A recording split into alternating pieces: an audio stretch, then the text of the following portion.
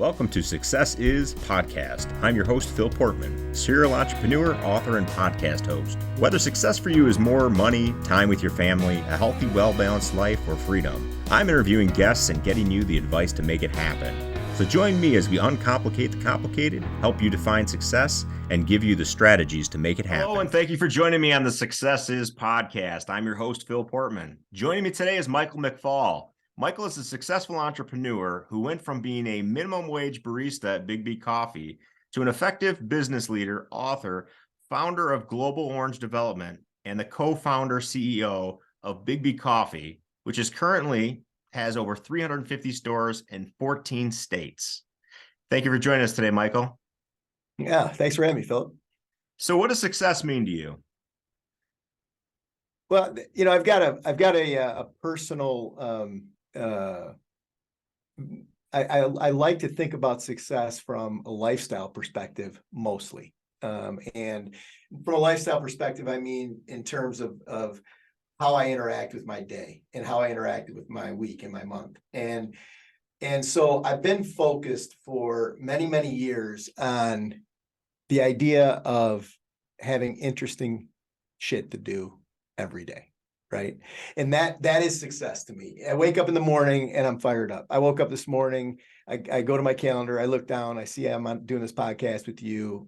I get excited about that. That's great. I have, I've got a hockey practice with my 6-year-old today. I've got the first birthday party at 3:00 for my close family friend. It's her first birthday. And so I wake up in the morning and I look down and it's like, am I fired up about my day? So to me, that's success. But then from a broader perspective, I think that success is supporting others, supporting your loved ones, supporting people that you interact with on a daily basis in building a life that they love. And so how can I contribute to let's say you, for example, today I'm interacting with, I have this engagement with you today. How can I support you in this quest of building a life that you love? And that mantra has become the purpose of our entire organization. So it's my personal mantra. It's what I believe that we should all be doing, is supporting each other and building lives that we love. But then also as a company, we are now that is why we show up. That is what we're doing, is no matter who you are, whether you're a customer, whether you're an employee at a store, whether you're a vendor, doesn't matter, however you interact with us, our purpose is to support you in building a life that you love. And to me, that is success. And I have this grand vision. I go deep into visioning. I'll attribute just about anything I've done interesting or important in the world to some sort of a visioning process. But I have this grand vision that I'm 75 years old.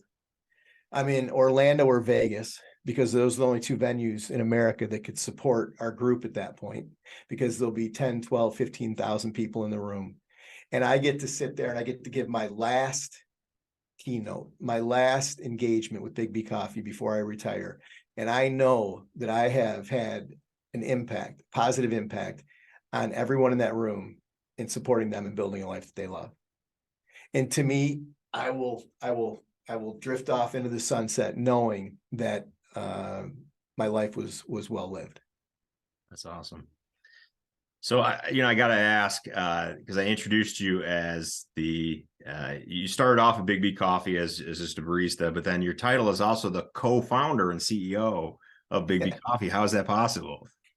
Well, there's a nuance to the story. And so I was a barista in the first store. I wasn't really planning on being in the coffee business. I was working on a research project at Michigan State University, preparing to go back to graduate school. What happened was my partner, Bob Fish, invited me to sit down for an interview and talk about me becoming, more integral to the operation, becoming a manager, and taking a leadership position. And so what ended up happening that particular day, it was March of 1997. What happened that particular day was it was a beautiful spring day. We sat down for this interview, quote interview, and we popped up and we went outside. It was that first spring day where you can actually smell spring, and it's beautiful outside. It was probably 65 degrees. And we went for this 4-hour walk around East Lansing. and we didn't know each other because I was a barista in his store. I worked open to 3 and he worked from like 4 p.m. to close. And so we never crossed over. So we didn't know, but we go on this 4-hour walk. At the end of that walk, we shake hands and we agree to set up a new company, to be equal partners in that company and use that company as the vehicle for growth for the brand, Biggby Coffee. And we did that on a handshake in that moment after really knowing each other for 4 hours. And one thing led to another. And Wow. 27 years later. But so then really what happened was I became the assistant manager of that first store. We had one store. I became the assistant manager of store 1. I left my research job at the university and went headlong into coffee. And then June of 1998, we did form a new entity. It's called Global Orange Development. And that's the company that we all work for today. It's the franchisor of Biggby Coffee. Mm-hmm. He is in turn, and it probably took 3 or 4 or 5 years. I can't remember the exact dates, but he sold his original store to someone else. And then we grew Global Orange Development together. And so I'm a co-founder in Global Orange Development, which, he'll say all day long was really the company that launched the business. Got it. Yeah, so that was, I'd like to hear a little bit about your mindset in that moment, right? Because I'm guessing starting off at Biggby Coffee, that was just kind of a side gig, some beer money, right? And you made a major and potentially risky decision in a moment there. What was going through your head in that moment? I mean, how did you come to that decision in that moment?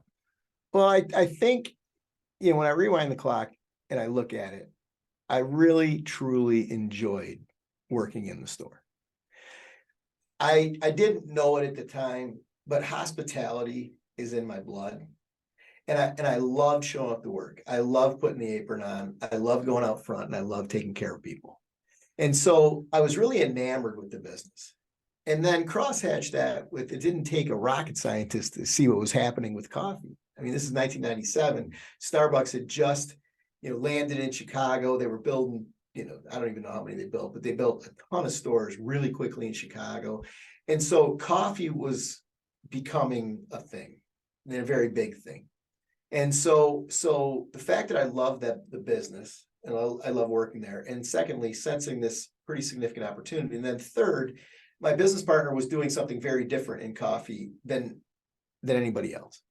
And I saw that as an opportunity. So it all lined up for me that it was a place for me. And I didn't know what I was doing. I mean, I was going back to graduate school, but I didn't know for what, and so I just, I lined up with that idea and threw myself at it. And, looking back on it, my parents put me through a private college. They invested deeply in me, in multiple ways. And I think back to the moment when I told my mom, because my mom was a professor at Michigan State, and I was working for one of her colleagues, one of her best friends.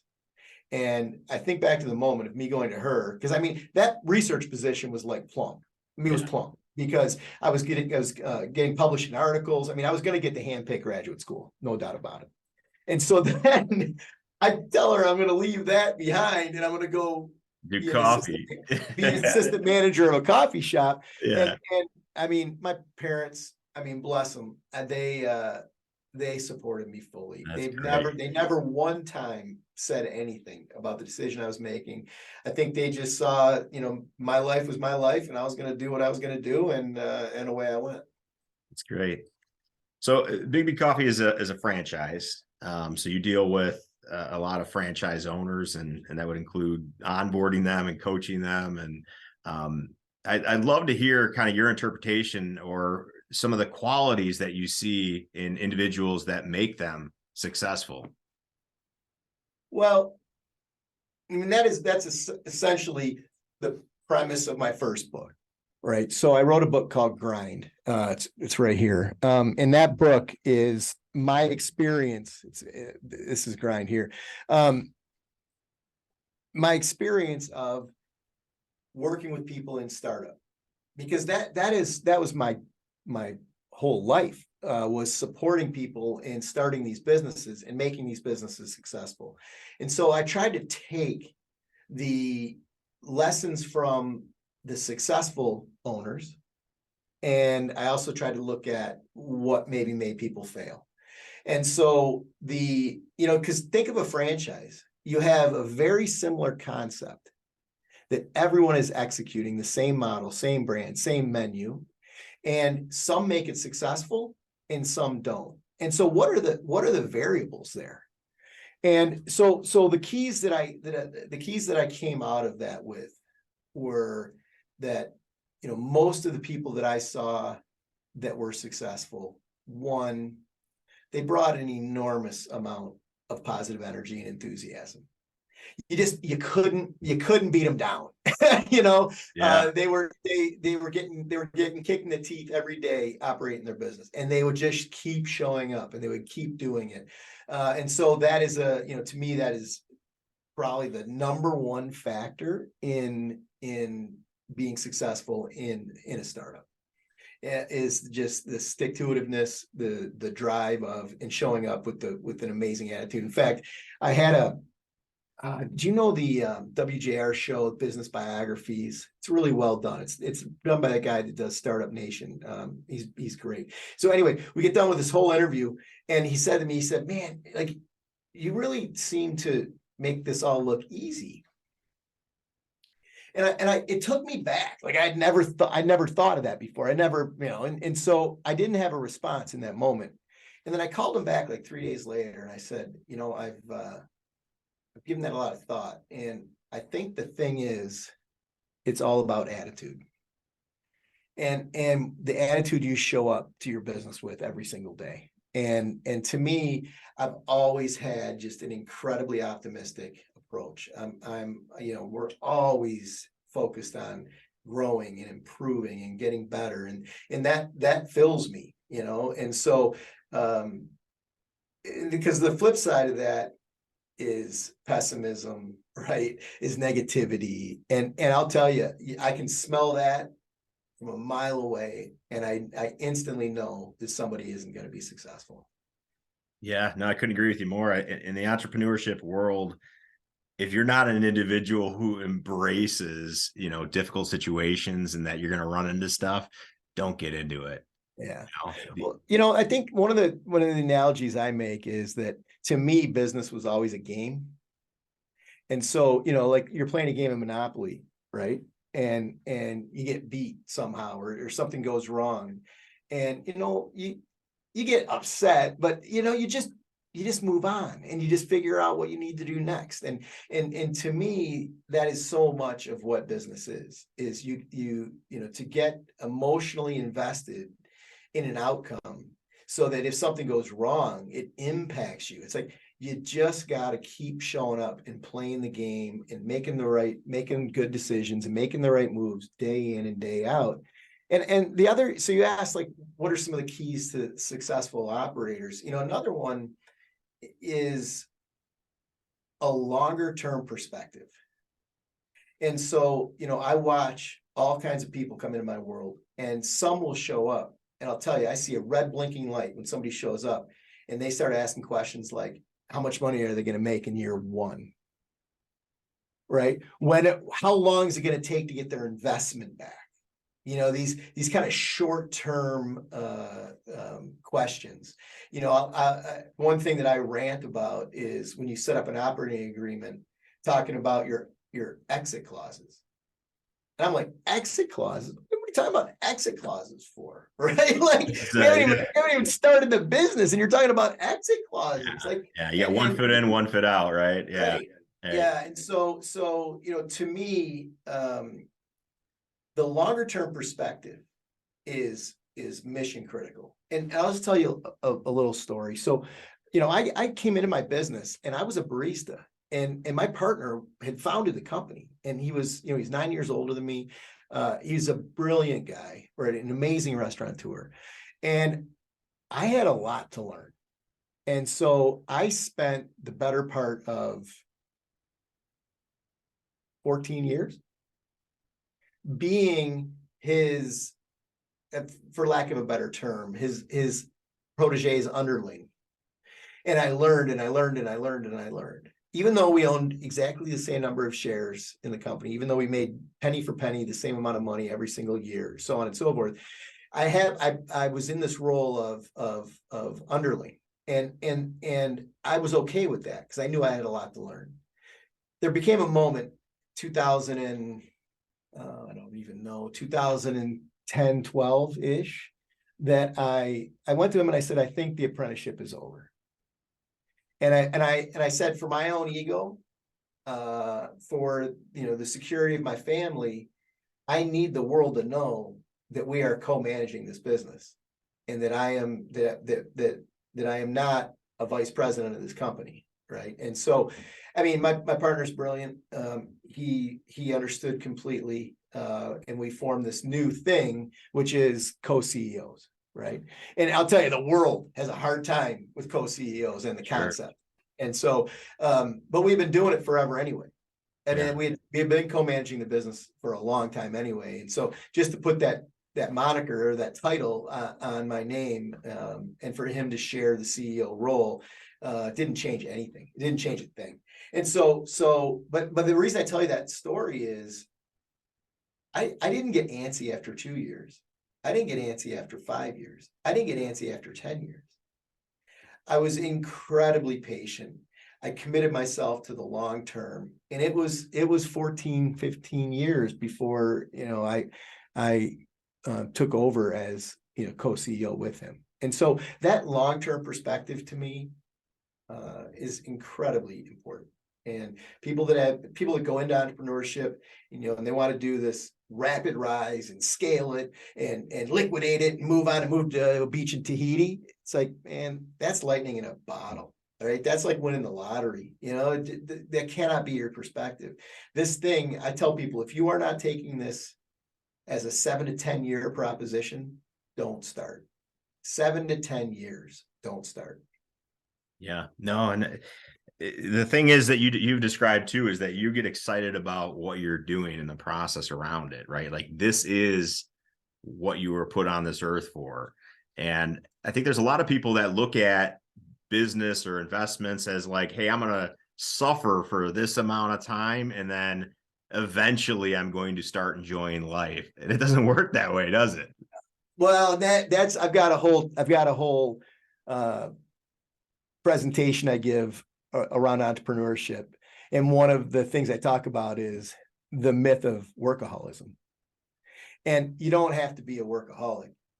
You don't have to work 70 hours a week. And I've always said, if I had to work 70 hours a week to have a successful business, I didn't want the successful business. And so to me, life is so much more important. I guess this gets into success, right? Life is so much more important. In living a life that you're proud of is way more important than, being worth $50 million and having a successful business. Yeah. So how do you balance your desire for doing interesting things and interesting experiences with the reality of daily life and work obligations? You have to grow your team. You have to grow your team. That's the only answer. And most entrepreneurs struggle with that. And I see it all the time in very, very successful businesses where the CEO is still deeply involved in all kinds of things that they just don't need to be involved in. And so you've got to transition. And by the way, that's a great segue into promoting my book, my second book. Your second book, Grow. Yeah, that comes out June 6th. And so Grow is about that transition. I mean, it exactly takes that on, which is you have to grow into a leader, right? And growing into a leader means growing a team of leaders.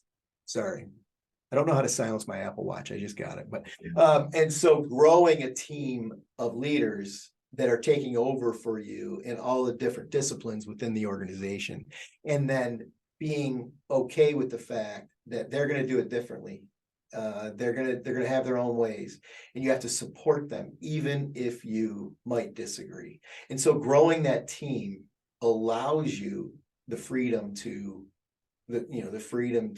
live life too. And I don't want to be naive. I mean, there are years at the beginning where it can be brutal. I mean, it can be brutal. And so, I don't want to mitigate that. If you're gonna start a new business, I mean, you've got a few years of grinding, and so, I'm not saying that my first 3 to 5 years that I was working 35 hours a week. That's not the case. Right. But I do think that there is this, when a car runs at 5,500 RPMs and you don't have a lot left there, like you can't accelerate beyond that. Right. And so for me, if you're running at 5,500 RPMs all the time, when something comes up that really needs your attention, you don't have, what do they call that? The power width or power on the whatever that's called in a car, where you've got the most amount of power within the car. And it's like, that's what we need to do as leaders, so that when something big comes along, you have the ability where you're running at 25 RPMs and you can take it up to 5,500 for a period of time, and then you've got to back it back down. And so that to me is the nuance. And I tell a story in Grind, and I'm going off on tangents here, but I tell a story in Grind about, I was a hockey player and I was young, and a coach came up to me and he said, Mike, because I had this propensity to always skate as hard as I could. I was always skating as hard as I could wherever I went. And he came up to me and said, if you're always skating as hard and as fast as you can, everybody knows exactly how to defend you, because you're going to be going that speed. He says, it's about slowing down and leaving a gap and then accelerating at certain moments and so on. And I see that as a great analogy to life, that you have to have the ability to speed up at certain moments. And if you're always running at 5,500 RPMs, you don't have that ability. That's great.